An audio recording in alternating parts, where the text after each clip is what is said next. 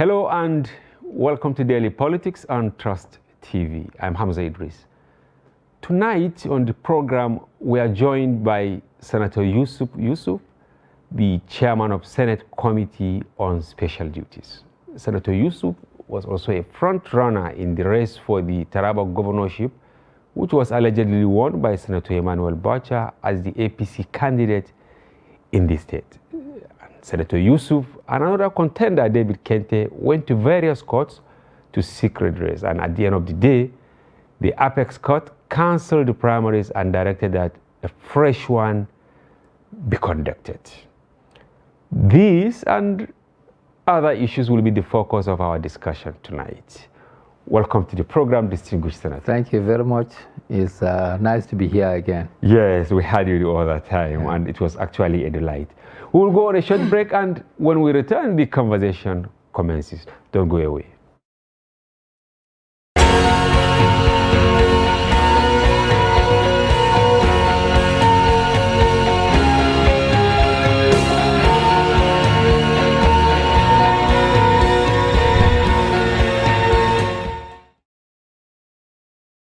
Yes, distinguished, once again, welcome to our program. Thank you very much. Yes, a serious thing happened at the Supreme Court. Yeah. Last week, the sacking of the gubernatorial candidate in court of Taraba State. Did that, got to you as a surprise, or you actually expected it? Well, it's not a surprise. This is what we have been telling the whole world. There was no primary conducted in Taraba by APC. So, I mean, it is not as a surprise. I would have been surprised if, the Supreme Court justices, if my lordships would have said there was actually primaries in Taraba. So the Supreme Court spoke your mind of sort? Of course. They confirmed not just my mind, they confirmed the reality and the truth of what has happened in Taraba.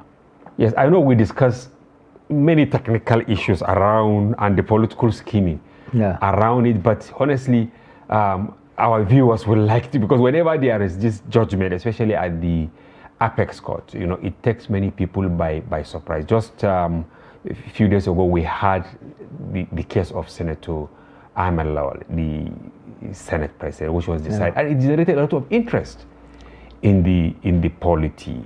Yeah. Certain cases considered or decided by lower courts up to appeal court, then you see a different scenario at the Supreme Court. Why are we having some of these things? Well, thank you. You see, a case depends on the facts. It also depends on the ability of the counsel, and it also depends on how successful processing of the case, is. You see, a lot of people will think that once, the reality outside is the same thing as the reality inside the court. Yeah. They are two different things. They are two different ball games.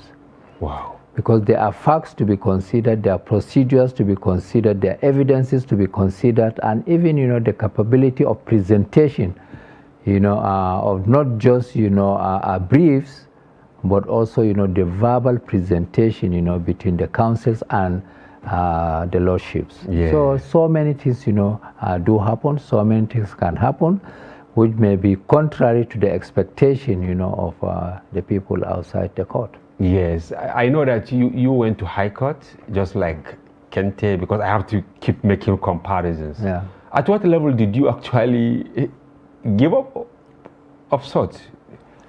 You see, when the incidents occurred on the 26th of May 2022, and once there's such an incident, you have 14 days to file your case in a federal high court. That is a constitutional requirement. Okay. So on the 14th day was the day I filed, at the federal high court, Abuja.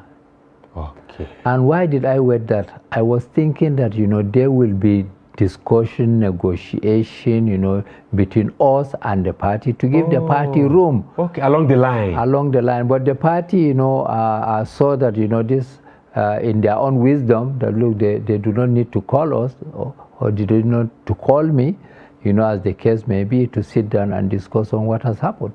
So I went to court. At least that is the only instrument I have at my disposal to protect my own fundamental right, to prove to the world that, I'm going to the court to prove to the world that there was no primaries. And I got it at the trial court. Yes. And when you got to the trial court, of course, the other case instituted by David Kente, went to appeal. Yes, David too got it at the trial court. Yes. It's just that the two cases went to court of appeal. Yes. One in Yola and then one in Abuja. So we lost. Both of us lost at the court of appeal. Exactly. So and then we say, well, we are not deterred. There's also room to go to Supreme Court. So we went to Supreme Court. Okay, you also went to the Supreme Court. Of course. But the case that was first decided, I think last week, was that of on the 1st of February, the case that of David Kente, versus Emmanuel Bacha, INEC, and APC, was decided on the 1st of February, and the appeal succeeds. Because many people thought at the appeal court you gave up, you didn't go to. No, I went to Supreme Court. You are processing it quietly. Well, you see, sometimes, making too much noise in Nigeria, has a lot of problems and a lot of, repercussions. You have to give a lot of explanation. So I quietly went, and in fact, my own was tabled, and they are going to do the adoption of the briefs, on the 13th of this month, and probably we may be lucky, and the lordships may decide to say, well, they give their judgment upon the adoption of the briefs of the councils. Yeah. Meaning there will be likely 2 Supreme Court judgments. Yes, there will certainly be. Will it not make the whole issue more complicated, or you think it's okay? Well, I don't know whether it will be more complicated. The current one, it is not my own case. I don't want to delve too much on it. But Exactly. the court order, And it may be even contentious. Yes, that has been rolled out. Chief David Kente is his case, and I think he should be in a better position to know exactly, what has been ordered to be done by the Supreme Court. However, I'm waiting for my own, to come next Monday, which is 13th of February. Something piqued my interest at the beginning of our conversation. Yeah. You said after what happened, in May, you gave room for the party to do the needful. Yeah. Maybe it's because by virtue of your education or being a legislator, maybe you believe in the sanctity of political party. Is that correct? Yes, actually, I believe, the political party should be in a position to dialogue with its members, to dialogue with people who they have entered contract with to contest. So, but since, the party felt that, they are not in a position to do that, obviously one will have to go to court to seek redress as to our own, assumption, not assumption, but saying that there was no primaries and everybody knew there wasn't, and we go to the court of law to prove our case. And by the grace of God, we are almost there. So some of these party leaders, do they look at you in the eye after they do some of these things? Do they really have the courage to look at you in the eyes when you meet at, party events and all that? Well, my brother, this is politics, and especially it is Nigerian politics, what I call the jiggery-pokery of politics. Backstabbing, front stabbing left, right, and center, and then, So for me, I think it's normal. I've been in one court case or the other as far back as 2015. Wow. So I mean, it has become part of me, to have a redress or to respond to addresses. So. And should this be part of our democracy? Almost everything going to the court. Certainly, it shouldn't. That is why, in the amendment of the Electoral Act, of 2022, what we said was that, primaries are supposed to be the internal affairs of our political parties. Yes. However, the people working in political parties, some of them have some mindsets, some of them abuse their own conscience, and instead of them, to do the right thing, some of them go into a lot of infractions, to do what they think, they want. It is not what, they go contrary, to the constitution of the party, contrary to the guidelines of the party, contrary to even, the acts, even contrary to the constitution of the Federal Republic of Nigeria. Yes. It is surprising why such things will happen, but, it is happening. So that is why, my own, support that, we should enforce, the provisions of the Electoral Act and the Constitution of the Federal Republic of Nigeria on the people who feel that, they can do whatever they want with impunity and therefore go scot-free. This time, nobody will go scot-free because the law is there, and my lordships, in the various levels of the courts, are doing wonderful jobs, So I believe that is the only way we can move forward, to teach people, to tell them that what you are doing is not right. You must do the right thing. If you don't, in fact, there are repercussions. Some people are saying you politicians are actually overstretching the judges, because you see judges at all levels, State High Court, Federal High Court, Court of Appeal, up to Supreme Court. All the justices, they are somehow overstretched, attending to political litigations at the detriment of other serious matters that will actually foster unity and economic development. Unfortunately, that is true. And why the stretch? Because politically, like I said, people use, do whatever they feel they can do. It is not right. I mean, I sometimes sympathize with my lordships. They are doing, some wonderful jobs, and they are being stretched, especially those at the Supreme Court. Some of them, are elders. Some of them, have years, and some of them may not have, a good frame of health, and the rest. So it is of concern, or it should be of concern to every Nigerian, that we should, as much as possible, ask INEC, which has the responsibility, of managing, our political parties in this country, to sit up. INEC is not sitting up. Oh. INEC is not sitting up. Where is their problem? Their problem is that they are refusing to execute, the provisions of the Act, and waiting for people to go to court until the court asks them to execute the provisions of their own Act. It shouldn't be. Once you are given an Act, use that Act, enforce what the powers that is given to you. INEC is not exercising the powers given to it under the 2022 Electoral Act. I said it before, I said it again. And I have serious interest on this, because some people were alleging that you, the legislators, senators, members of the House of Reps, actually hurriedly put the Electoral Act, the amendment, you hurriedly put it together, and you left behind so many holes that is actually haunting some of you now. But I can see you now saying the problem is not there, it's actually... Yes, it's yes and no.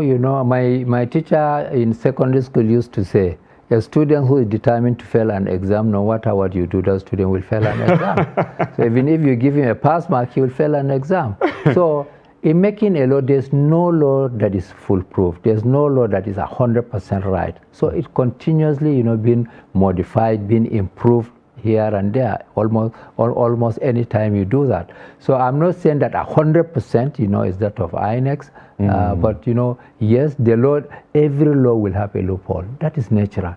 So you try as much as possible to block, the loopholes. But what I'm saying is that where, the provisions of the law said INEC, you should do A, B, C, D, and E, you should not wait until the court asks you, or until parties go to the court, and then the court gives you orders to do what you ought to do. Yes, ordinarily what you should say, because for instance, I know that there are hundreds or even thousands of cases, if you put state assemblies and all that during primaries, of course, the Electoral Act said INEC should be there. Yes, Now, they should monitor. you see, I don't think if there was any state that we didn't notice or witness parallel congresses that produce multiple contenders. Yeah. And I think it's straightforward. The one monitored by INEC should be the one that should be recognized. That is why I said there's also, mindset. There's also people who feel that, look, what we have said it is, that's how it should be. There are manipulations here or there. People manipulate left, right, and center. And then, the INEC, sometimes will be aloof. We say, well, whichever way it goes, we want to be neutral. It is not possible for INEC to be neutral. I said it before, I'll say it again.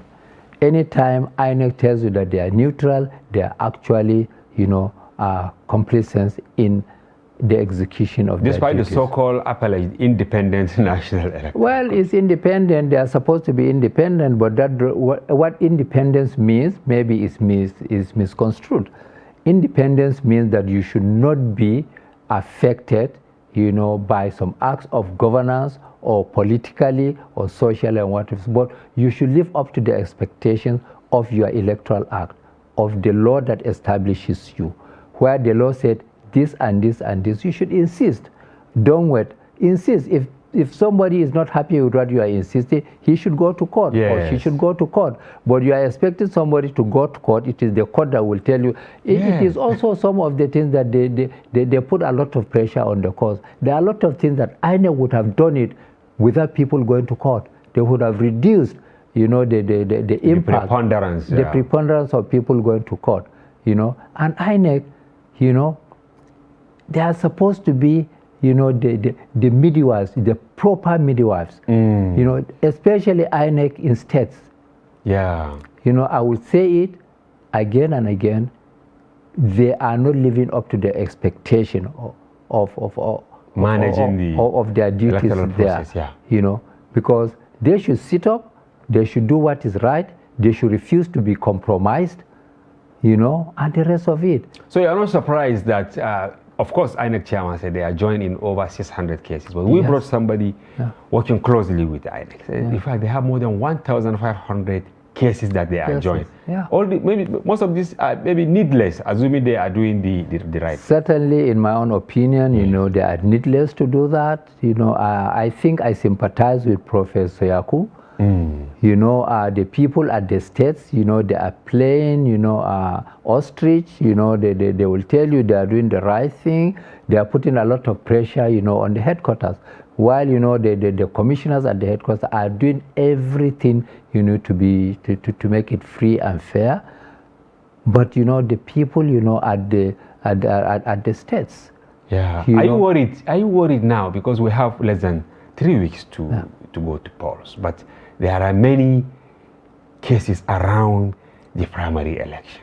And I think what you did in the Electoral Act was to ensure that all of these issues are trashed ahead of the election, so that by the time you go into election, you only maybe post-election matters that courts should concentrate on. It's true. That is why, in some instances, the courts even sit on Saturdays because they want to live up to the expectation to dispense justice. So that is, there's so much, on the justices. There's so much on the judges, but they ought not to have been. If there are less infractions, at the level of the political parties, if there was honesty, there was justice, there was, credibility in the way they conduct, and fairness in the way they conduct their own primaries, many of these cases wouldn't have arisen. Oh God! But because they do that, they feel that they are some of them have their own men, and it has to be their own men, to do this, not knowing that it is not everywhere that you can play that game and you go scot-free. Exactly. Now back to Taraba. With the Supreme Court judgment, of course, you are waiting for your own. Meaning, we're heading for another primaries. How prepared are you? Well, if the Supreme Court say we should go for primaries, and it is clearly, defined that we should go for primaries, I'm prepared to go for primaries. once it is within, the ambit of the law. So we are waiting, let, the Supreme Court say, well, go for primaries, we go for primaries. In the first place, why are we scared of primaries? There were some people who were scared of primaries. Were you ever scared of it? Never. Why? Because we are on the ground. Since 2014, I've been in APC up till today. I have no fear whatsoever. Let us go and do free, fair, and credible election. You think you will get it? I think I will get it. And the other one that was conducted, were you cruising to success when suddenly something It was not done at all. It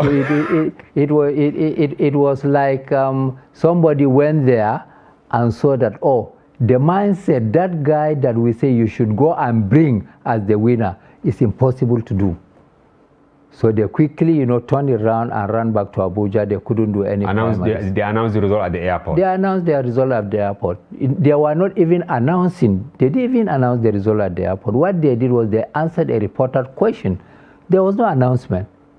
No formal announcement to say, okay, this primary was conducted and Mr. A scored a so number of votes. What was the result indicated, at the airport? There was no result. INEC was not there. Police was not there. DSS was not there. I mean, which kind of announcing what kind of result? These are terrible infractions that these people who did this, they are supposed to go to jail. If we are serious about democracy in this country. This is another loophole of the Electoral Act. I don't know. No, there are instances. In political is somehow like civil. By the time you want to bring criminal issues attached to it, then you may have a lot of issues. But after the civil has done, there's no reason why somebody who is not happy with the can go to the crime area to institute criminal charges. Yes, criminal charges. I mean, they are there. Police in this country today, they have desks on political political crimes. I mean, election crimes. Yes. They have their own desk, so people can go to police and say, well, there's this crime, that's meted against me, and then the police will investigate and charge the person, to court. So there are criminal offenses in the 2022 Electoral Act. Now, in Taraba, time is actually not on your side as an opposition party. Yeah. What do you think you people should do to get it right? Well, for me, 24 hours is a long time, in politics.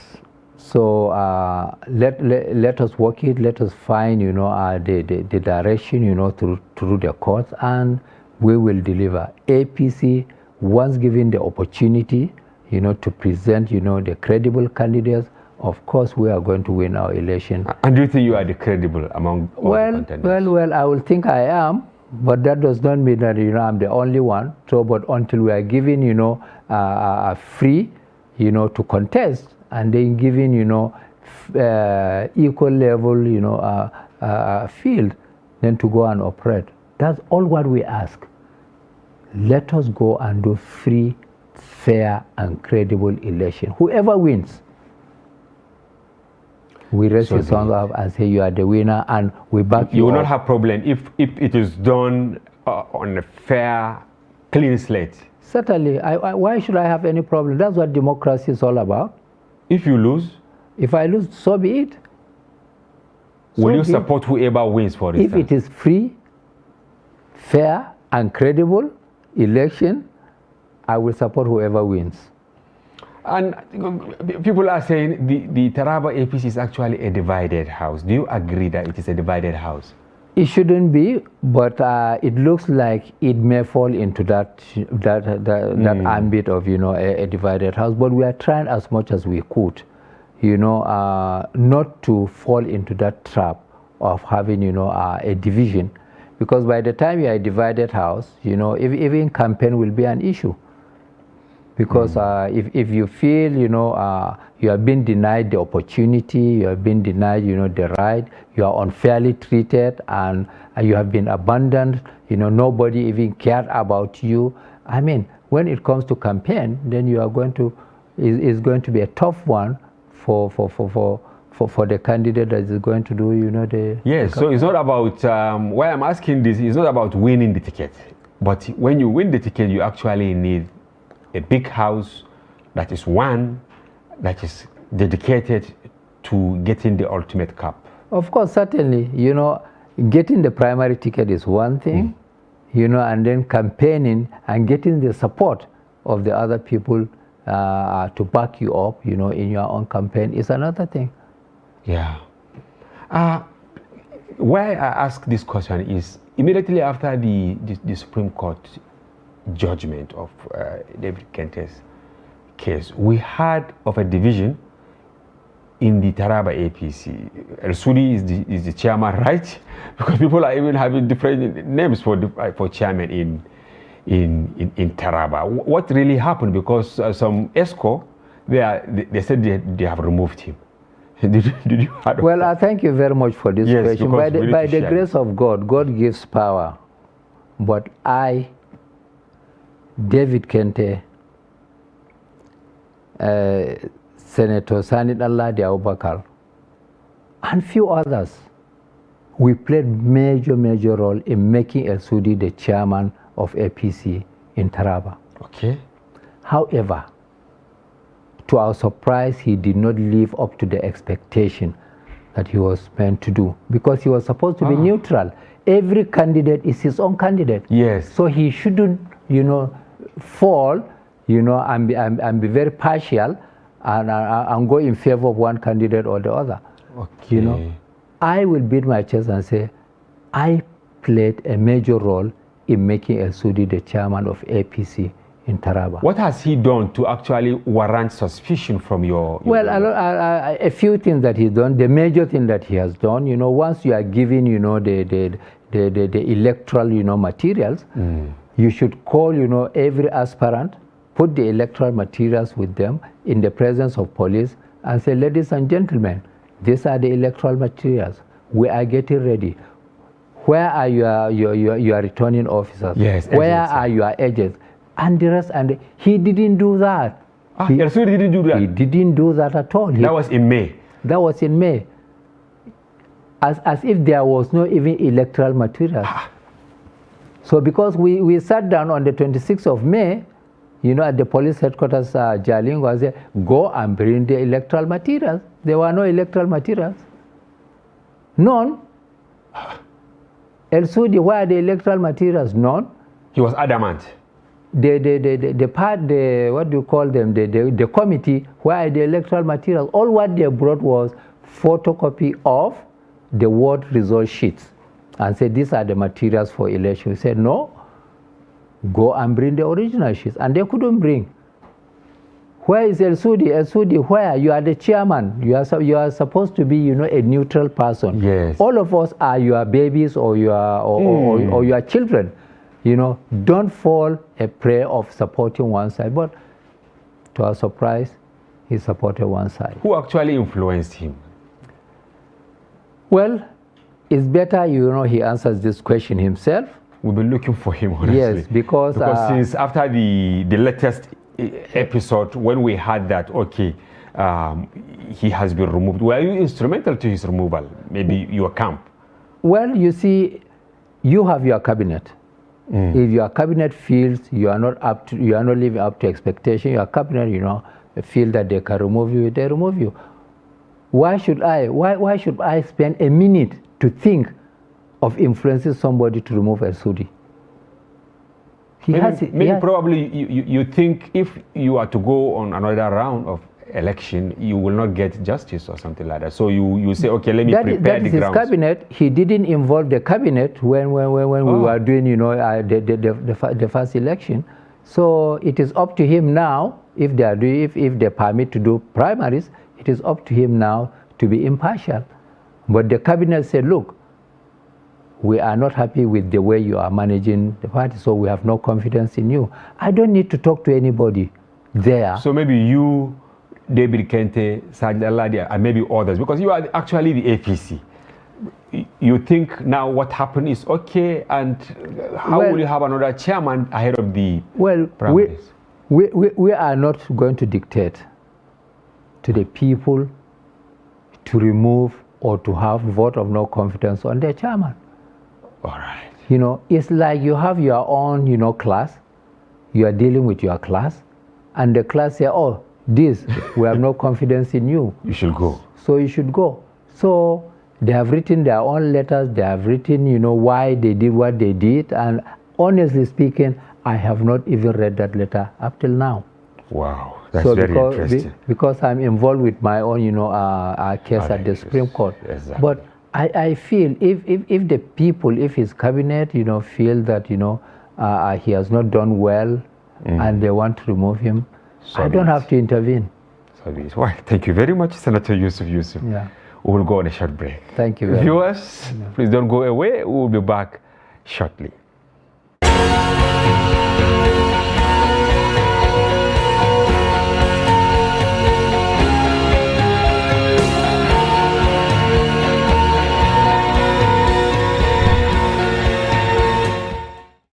Haruna, Bisi, Akman, Unduka, how una wan do on election day?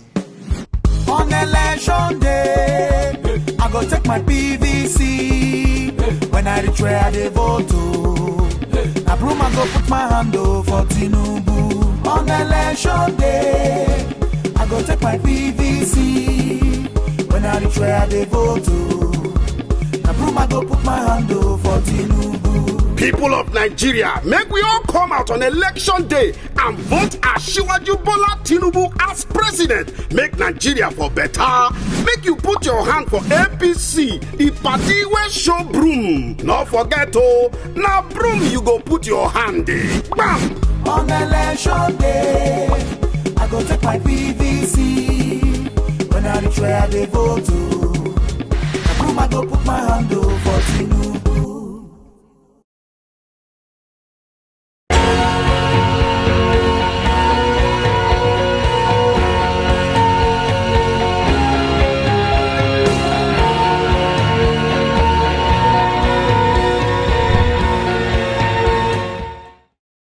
Welcome back. If you are just joining us, this is Daily Politics on Trust TV. Do well to follow the conversation across our social platforms on Facebook, Instagram, and watch us live on YouTube.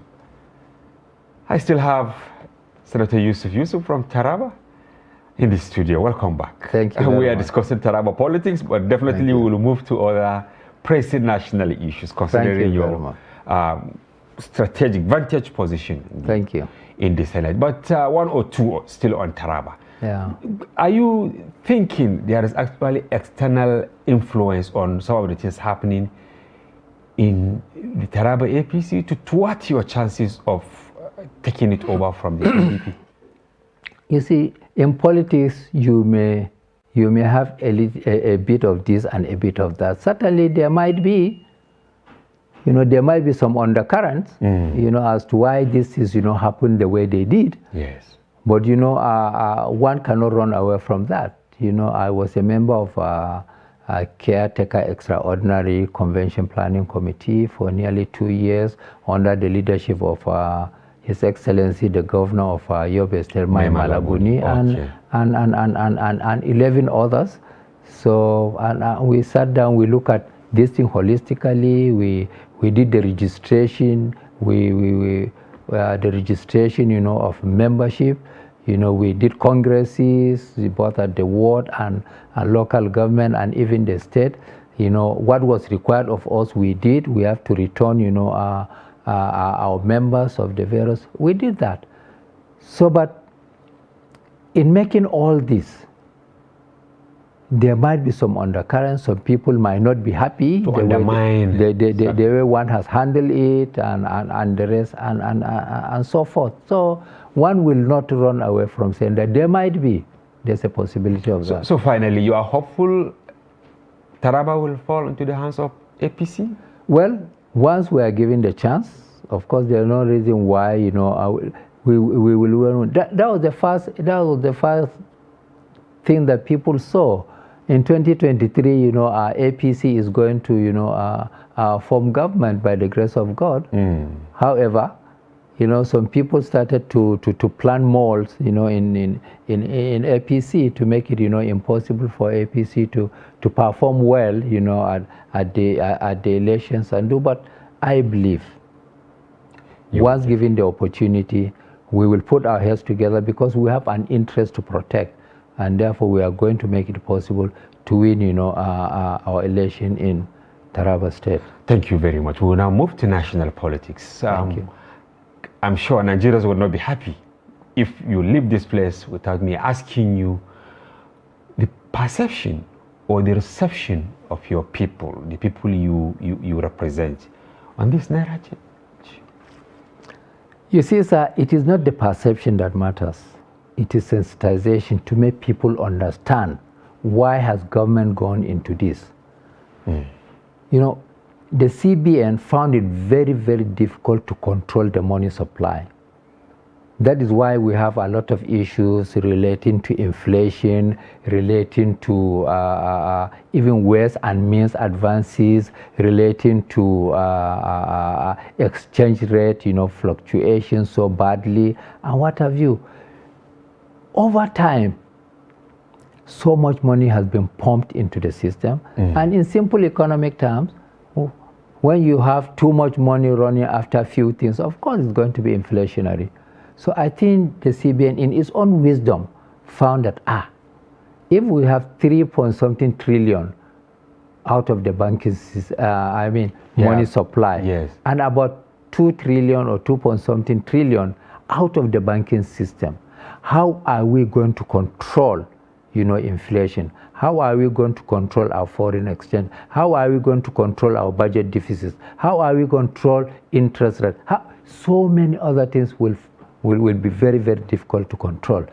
That is why, over time now, CBA, the economy was flown, on one side. That means because the monetary policy was even, CBN was reaching the limit of its monetary policy. So something drastic has to be done. Which is what the CBN did. Which is what the CBN did. But the snack here, you read economics. Yes. At ABU Zaria for your first degree, and you went abroad to read economics. Yeah. You've been in the Senate since 2015. You chaired the Senate Committee on Special Duties. You wear so many caps. So frankly, is the timing right?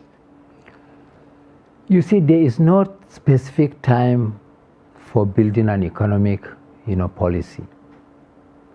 It depends on what you want to achieve.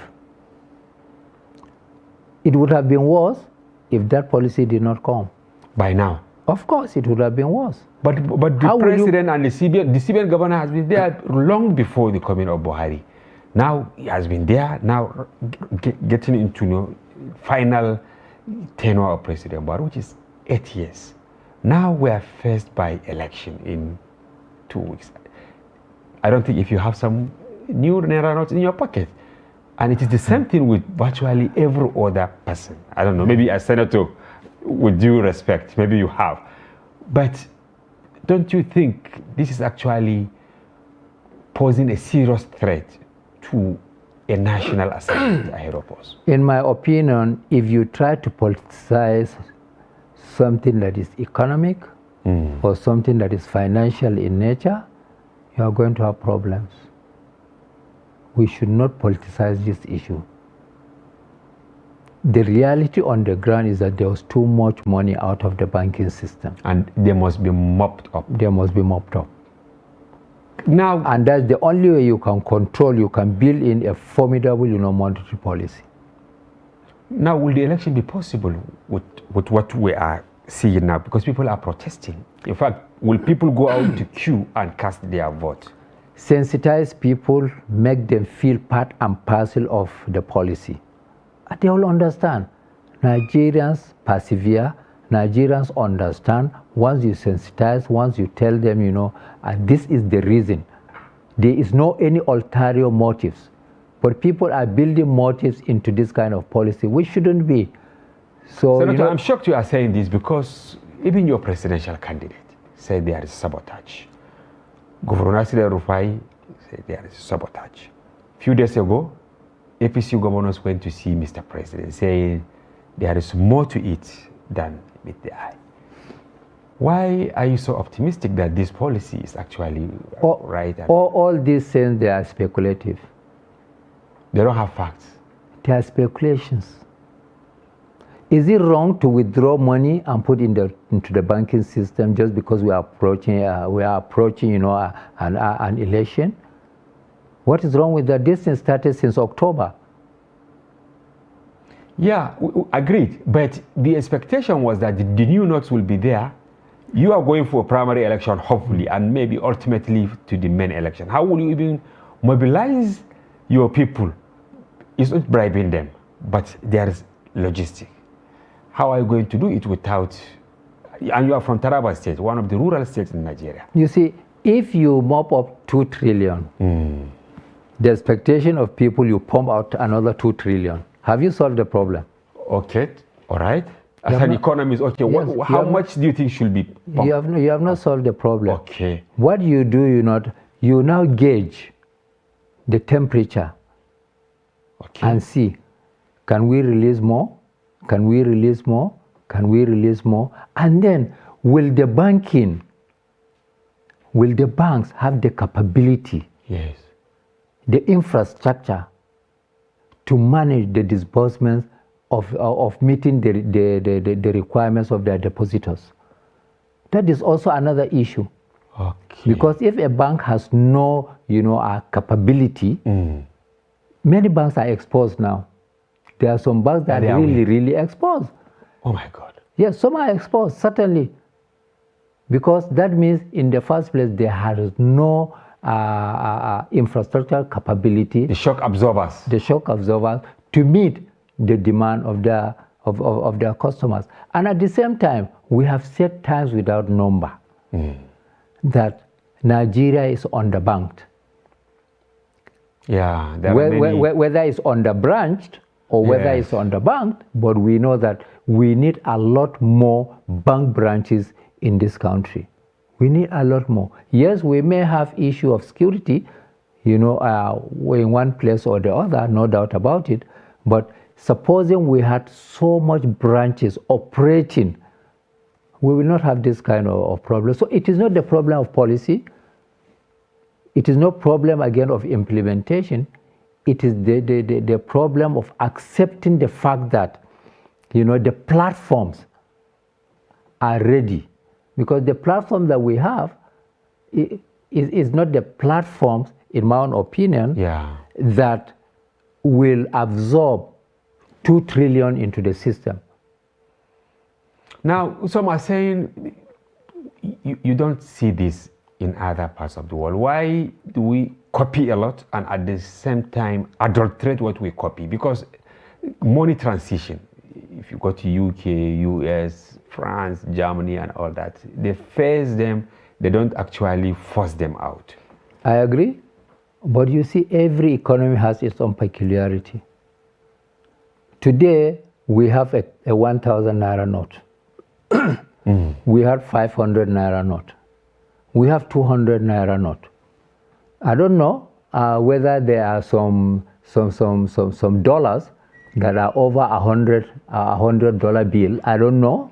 Yeah, you rarely see it. They say they have. I don't know if there are some that are more than £100 bill or 50. The most popular in America today, or even outside America, where people use the dollar, the most popular is the $100 bill. The most popular in UK is £50 bill. Most districts, are around 150, around 150. So that you can run your day-to-day activities. So we believe in transactions rather than, taking money as a store of value, putting it, hiding it, If today, the CBN said, well, I am not dishing out 1,000 naira bill. I can only offload into the system 100. Yeah.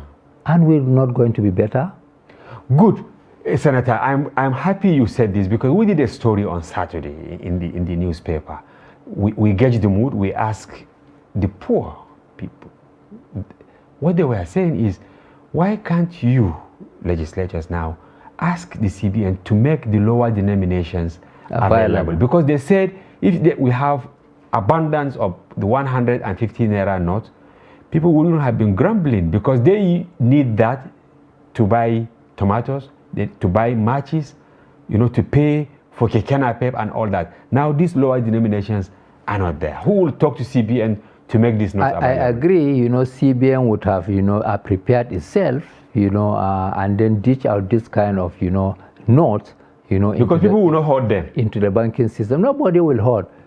If today you are going to a bank and say they will give you 1 million naira in 100 naira yes, naira you bill, have to get a pickup to take it home. So, and even that one will reduce a lot of issues that we have. A lot of bribery will reduce, armed robbery will reduce, stealing will reduce, so many things. If an armed robber entered your house, God forbid, yes, and you have all what you have are in either 50 naira, how much will he carry? Yeah, because I spoke with somebody, and what he said was that, assuming we have these notes, people will carry on with their lives normally, because already many Nigerians are actually used to the seamless banking system. Yeah. They can transfer. Yeah. Nobody will actually take 2 million to go and buy car maybe at the car stand. It is when he gets there, he now transfer. But why is this conversation about making the lower denominations available not in the front banner? And how can we take it to the front banner so that, because it appears everybody is confused now in Nigeria, that we are expecting 2 trillion to be in circulation? Well, it is the CBN that will determine how much money, that will be in circulation in commensurate with the kind of monetary policy, that will harmonize the fiscal policy. Yes. So I'm sure the CBN must now be sitting down and say, well, what do we do at this point in time? How much of these lower denominations do we have? How much are we going to release, into the banking system? I think, the CBN should be looking into that side. And they should even create what I call ad hoc, our financial institutions. Ad hoc in the sense that we have local traditional rulers in the villages. Let them now begin to mop up, on behalf of their people, and then use credible people, to go to the village, to go to the cities, to go and swap, and then bring back these things to the people. We must find a way to think out of the box. Yeah. So, but if we are saying that, we sit down and say this thing has to be done, the way as if, life is normal, I think we're not going to get it right. Thank you very much, distinguished Senator Yusuf. Yusuf, for coming to the program. You trashed 2 things at the same time, the Taraba politics and the national economy. And you are actually an authority in all these areas. Thank you for coming. Actually a student. Well, that's a wrap on today's program. Viewers, do well to collect your permanent voters card and make a commitment to vote in the forthcoming election to guarantee a better future for all of us. Thanks for watching, and do join us again. I'm Hamza Idris.